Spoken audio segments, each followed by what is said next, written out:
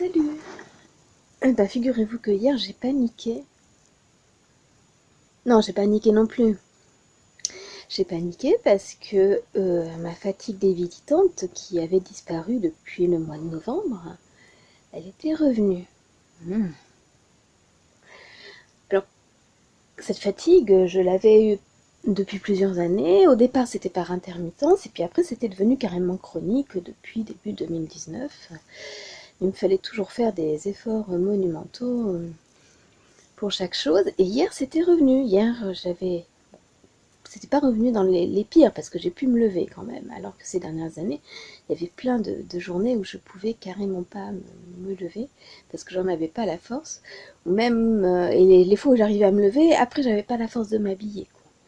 Donc, les meilleurs jours, j'arrivais à me lever tard et j'arrivais à m'habiller 2 heures plus tard. Une fois que mon corps s'était mis un petit peu en mouvement et avait repris des forces. Mais bon, ben, depuis 2 mois et demi, c'était plus le cas. Alors, ben, pourquoi je vais peut-être me faire hurler dessus, parce que c'est vrai qu'il ne faut pas faire ça n'importe comment, mais parce que j'ai trouvé une marque d'huile de CBD moins chère qui m'a permis d'en prendre une dose suffisante pour moi.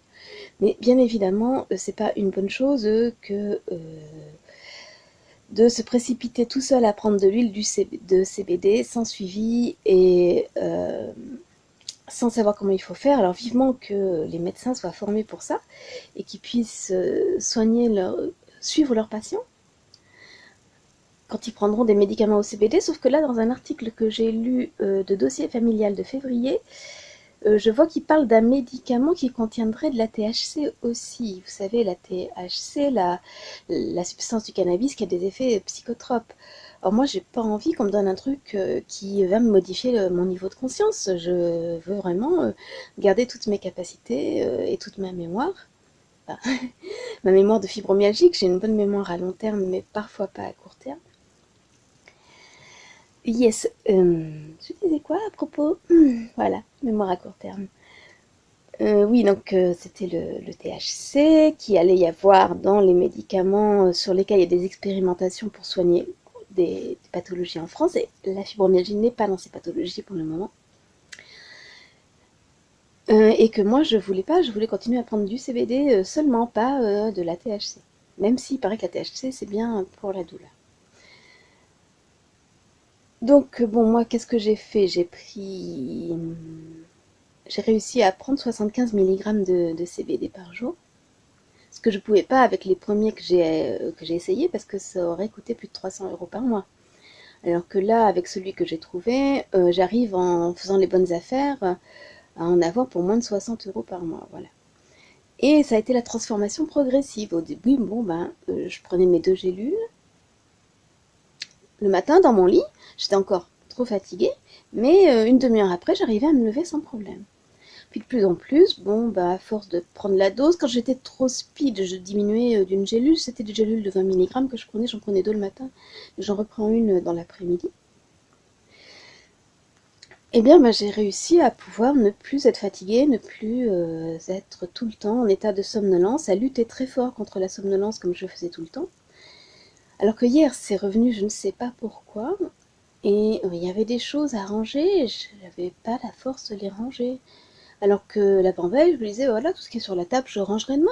Enfin, les gens normaux, ils sont comme ça, ils peuvent planifier ce qu'ils vont faire, parce qu'ils savent que le lendemain, leur corps leur fera pas défaut. Alors que le fibromyalgique, il a tendance à faire des trucs le jour même, parce qu'il ne sait pas jusqu'à combien de temps il va pouvoir les faire. Et après, il peut rester des semaines sans pouvoir les faire. Donc moi, c'était seulement hier. Bon, j'ai réussi à me lever. Mais par contre, bon, même sortir la poubelle des trucs recyclables, c'est pas lourd. Qu'est-ce que ça m'a demandé comme effort? J'étais lente, j'avais les escaliers, j'avais un mal fou à les monter, je m'appuyais sur le haut des cuisses pour chaque marche. Et puis c'était très très très doucement, alors que bon, ces derniers temps, autant je m'appuie sur le haut des cuisses pour monter les marches de l'escalier parce que j'ai mal, mais pas parce que je suis fatiguée. Hier c'était parce que j'étais fatiguée.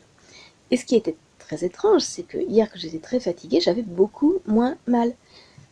Je ne prends jamais moins de 6 comprimés d'Exprime par jour, parce que depuis que je ne suis plus fatiguée, que mon corps est revenu en mouvement, j'ai beaucoup plus de douleur. Alors qu'est-ce que je fais? Ben, j'augmente le tramadol et les antimigraineux. Et ma généraliste, elle m'a même mise sous Nossertone parce que je prenais trop d'antimigraineux, parce que souvent la douleur se répercute à la tête. Au départ, ça peut être une douleur que j'ai plus bas, par exemple quand je fais de la voiture. C'est mon bassin qui morfle, parce que mon bassin il a été cassé. Il y a un endroit où il est hyper sensible et tous les virages à droite, où je me dis bon, bah, c'est pas grave, c'est juste le temps du trajet en voiture. Ouais, sauf que ça continue après, qu'après ça remonte sur la tête et que ça me donne des super maux de tête après. Donc moi la voiture le moins possible, les transports le moins possible parce que j'ai un super mal des transports. Pour moi c'est vraiment une torture les transports. Donc si je peux passer ma vie confinée à la maison sans avoir à faire de déplacement, ça c'est mon rêve. Ouais, moi ce que j'aime c'est rester confiné. Je veux qu'on foute la paix. J'ai fait une nouvelle chanson, je ne l'ai pas encore enregistrée. Yes. Il voulait dire quoi? Oui, donc je voulais dire que qu'avec la fatigue qui était partie, j'étais revenue à la douleur. Donc j'étais passée plus fatiguée chronique que fibromyalgique. Et que là, depuis que je peux prendre une dose suffisante de CBD, mais qui n'est pas la dose antidouleur, qui est plutôt la dose de trouble du sommeil, si j'en crois les documents que j'ai lus. Parce que la dose antidouleur, c'est 3 fois moins. Les fibromyalgiques qui me disent « le CBD m'a permis de revivre, etc. » Elles prennent 25 mg de CBD par jour. Moi, j'en ai besoin de 75. Mais ça m'enlève pas du tout la douleur, au contraire, elle augmente. Donc ça, c'est à vous de faire le choix. Si votre principal problème, c'est la douleur, eh ben, choisissez de soigner votre douleur. Mais si votre principal problème, comme moi c'était le cas ces dernières années, c'était la fatigue, parce que là, avec la fatigue, je peux rien faire. Avec la douleur, j'arrive encore à faire des trucs. Puis j'ai beaucoup moins besoin de sommeil. Mes journées qui étaient réduites à 3-4 heures, pas tellement j'étais crevée, et puis 3-4 heures, mais vraiment dans un état de zombie, quoi. Et bien là, elles sont passées à 12 heures, et elles ont même augmenté. Je fais même parfois des journées de 15 heures, c'est trop cool. Je me couche à minuit, bon, j'ai toujours beaucoup de mal à m'endormir, ça. Mais c'est pas grave, parce que après le matin, quand je me lève, je peux me lever, vaquer à mes occupations. Il y a des trucs qui traînent, je les range. Je peux enchaîner plusieurs actions, ce que je pouvais plus faire depuis les autres années. Ces dernières années, je sais pas si vous avez vu certaines de mes vidéos, mais si je commençais à cuisiner un plat, souvent j'étais pas capable de le finir, donc il valait mieux que je commence pas à cuisiner. Parce que j'étais obligée d'aller me coucher. Trop crevée. Et pourtant mon cerveau fonctionnait, mon cerveau avait envie de bosser, mon cerveau a quand même accompli quelques projets à force de volonté, parce que j'avais énormément de volonté mais bon, ça n'a pas avancé vite. Bien sûr, j'ai mis des vidéos sur mes chaînes ces dernières années, ce qui demande du travail, mais alors à quel prix et à quelle lenteur. Alors que là, depuis 3 mois, je peux